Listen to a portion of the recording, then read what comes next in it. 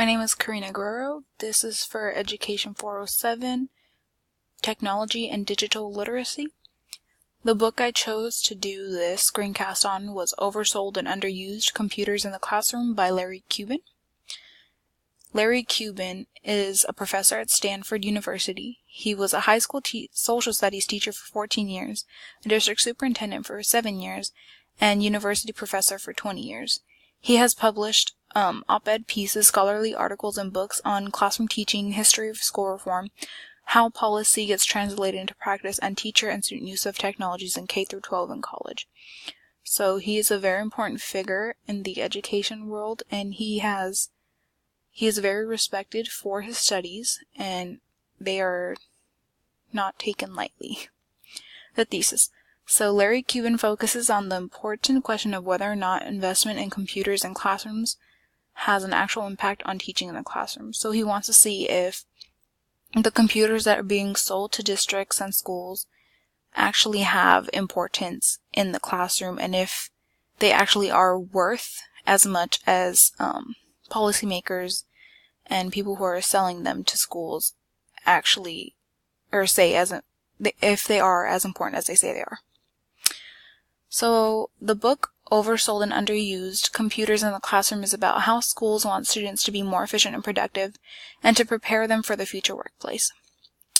The book is based on a study Larry Cuban did in some preschools and kindergartens, high schools, and the University of Stanford in Silicon Valley.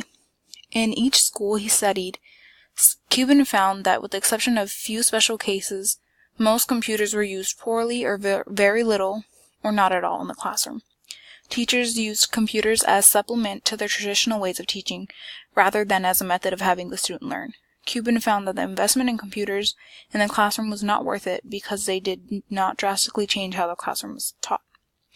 As most policymakers and people who were selling the computers to school districts were saying that it would revolutionize how classrooms are taught, but we find out that it's not true. Analysis. So I picked 3 quotes that help me with my analysis in this part of the screencast. This is an official statement from the National Educational Summit in 1996. This is the first quote. "We are convinced that technology, if applied thoughtfully and well integrated into curriculum, can be utilized as a helpful tool to assist student learning, provide access to valuable information, and ensure a competitive edge for our workforce." The second quote. "Based on what we saw and what teachers and students reported, we concluded that the integration of computers into classroom curricula and instruction techniques was minimal." And the third quote. "In other words, most teachers had adapted an innovation to fit their customary practices, not to revolutionize them." So the use of technology in schools, as shown in quote 1, was meant to be a tool that revolutionized the classroom. They wanted computers to be the tool that allowed for students to be prepared for the workforce. Computers were meant to have a more vital role in the classroom than what most teachers had actually done. So the people who were selling the computers and the policymakers actually were saying that computers would actually make learning so much easier, and students would be prepared to enter the workforce, and it would just give them an overall edge. But, as shown in quote 2 and 3, Cuban pointed out that computers were barely even used in the classroom. Their use was minimal in the classroom. Teachers hardly implemented computers in their everyday lessons. In the book, Cuban mentioned that the extent of most teachers using the computer for their classroom was for preparation to teach, not the actual teaching itself. Teachers kept their traditional ways of teaching, only using the computer in a way that fit the traditional style. Teaching was not revolutionized by the computer, because teachers stuck to what they knew and how they knew how to teach it. Computers, when implemented into the classroom, were meant to have more important roles than they were actually given. In the first chapter of his book, he brings up 2 teachers in the preschools who implemented computers as one of the main things that they used in their teaching.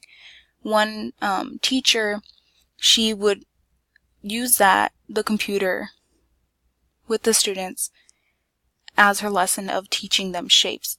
and the students were able to go to the computer throughout the day and play on the computer and learn the shapes themselves as well.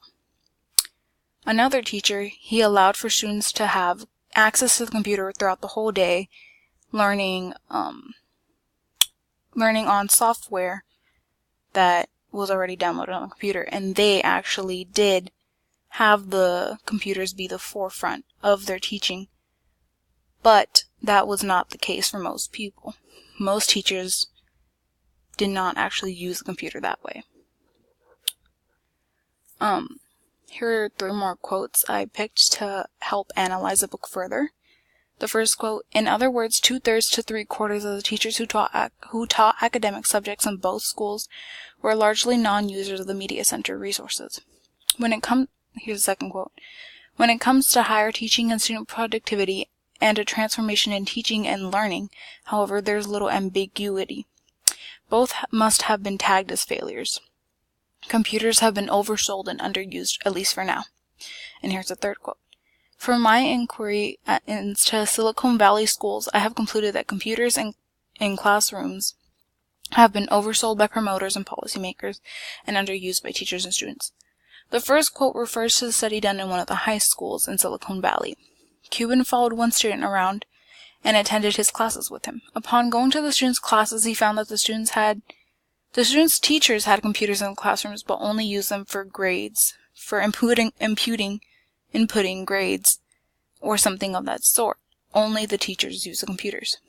The student had told Cuban that they hardly ever got to use the media centers that had computers for the class to use. If they did go to the computer centers, it was for a project, but they seldom did go. In the first quote, Cuban had found that most of the teachers did not take advantage of the computers the school had provided for them. As shown in quote 2 and 3, the computers that schools were sold with the promises of changing the way the classroom was taught was a failure. The computers were hardly used, and if used, they were not used in a manner that would benefit the students nor the teacher. The value of the computers in the classroom was overestimated. And here's my conclusion. In conclusion, I did find that very few teachers and professors have practiced daily use of computers in the classroom in order to enhance their teaching. Computers were oversold and overused. They did not have the teaching revolution that most policymakers and school districts had hoped. They were only used as a small tool, if that, in classrooms. Some of the strengths of the book were the book brought into question how computers are used in the classroom, and every single paragraph, every chapter in the book, you remember that was the question of how are these computers used in this classroom. The actual study of the computers used in the classroom was easy to follow, interesting. He broke down each chapter into each particular study of the elementary and preschool is one chapter, the high schoolers are another chapter, and the university was another chapter. And he answers the questions of, are computers worth the investment? And he comes to the conclusion that they're not. Some of the weaknesses I found in the book, if any, the study lacked information from elementary school above kindergarten as well as middle school. But in the last chapter, he did explain that he omitted those because he found that the elementary school pretty much was exactly the same as the preschool and kindergarten, and the middle schoolers, their use of computers was pretty much the same as high schoolers as well. And one thing that I did find that I wished he had put in there was offer up solutions to make the computer use what it's actually meant to be. Solutions that would help students and teachers have computers actually be revolutionary in the classroom. I do found that the strengths definitely do outweigh the weaknesses. I did find that the book was interesting. I would read it again. It did bring a lot of insight into how technology is used in class and how little teachers actually do use it, and their capabilities is definitely dulled by how teachers use it and how students are allowed to use it in the classroom. I do think that the computers can be used in a much better way. as shown by in the studies of the few special cases of the people who did actually use them as the forefront of their classrooms. But overall, I did enjoy the book. It was very insightful in learning how computers in the classroom